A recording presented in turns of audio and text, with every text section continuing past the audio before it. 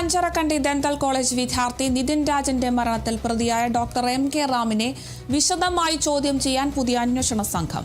നിതിൻ രാജിന്റെ ആത്മഹത്യയിൽ കൂടുതൽ വ്യക്തത തേടും. റാമിനെ കോളേജിലെത്തിച്ച് തെളിവെടുപ്പ് നടത്തിയേക്കും. നിതിന്റെ കുടുംബത്തിന്റെ മൊഴി വീണ്ടും രേഖപ്പെടുത്തിയേക്കും. MK റാമിനെ ഇന്നലെയാണ് കോടതി ക്രൈംബ്രാഞ്ചിന്റെ 5 ദിവസത്തെ കസ്റ്റഡിയിൽ വിട്ടയച്ചത്. കഴിഞ്ഞ വ്യാഴാഴ്ചയാണ് റാമിന്റെ അറസ്റ്റ് രേഖപ്പെടുത്തിയത്. തുടർന്ന് കോടതിയിൽ ഹാജരാക്കി റിമാൻഡ് ചെയ്യുകയായിരുന്നു. ഈ മാസം 20-നാണ് ക്രൈംബ്രാഞ്ച് സംഘം റാമിനെ അറസ്റ്റ് ചെയ്തത്. കീഴടങ്ങാൻ വരുന്നതിനിടെ കുടകിൽ നിന്നാണ് പിടികൂടിയത്.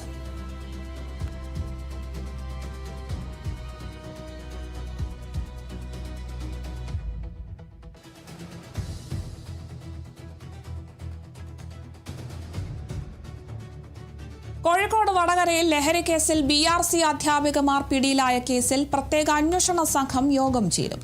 SITയുടെ ആദ്യ യോഗമാണ് ചേരുക. അധ്യാപികമാരായ കീർത്തനയും കാവ്യയും കസ്റ്റഡിയിൽ ലഭിച്ചാൽ ഒരുമിച്ചിരുത്തി ചോദ്യം ചെയ്യും.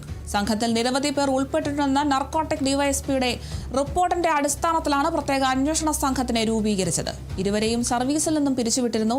അധ്യാപകരെ ഇടനിലക്കാരാക്കിയുള്ള ലഹരി വ്യാപാരം കഴിഞ്ഞ മാസം 28-ന് വടകര സ്വദേശി പിടിയിലായതോടെയാണ് പുറത്തുവന്നത്. ഈ കേസിലെ അന്വേഷണമാണ് അധ്യാപികമാരിലേക്ക് എത്തിയത്.